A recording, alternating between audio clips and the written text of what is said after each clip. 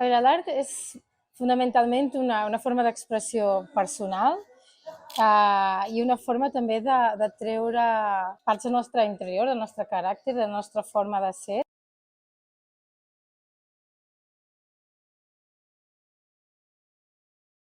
El que vam intentar ha sigut com un tast molt ampli de diferents tècniques, encara que n'hi ha molts més, perquè els participants, els joves aquí del casal, poguessin també tenir una idea de com poden provar a expressar-se amb aquestes diferents tècniques.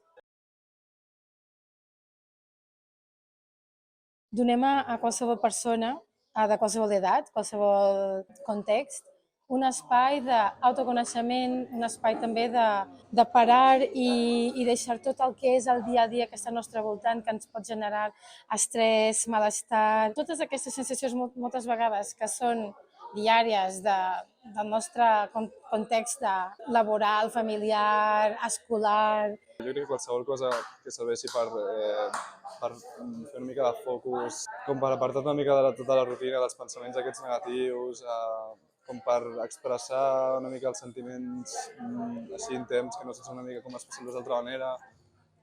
O sigui, dedicar temps a qualsevol cosa i concentrar-te en fer una cosa així creativa i positiva, jo crec que sí que ajuda a gestionar una mica tot això.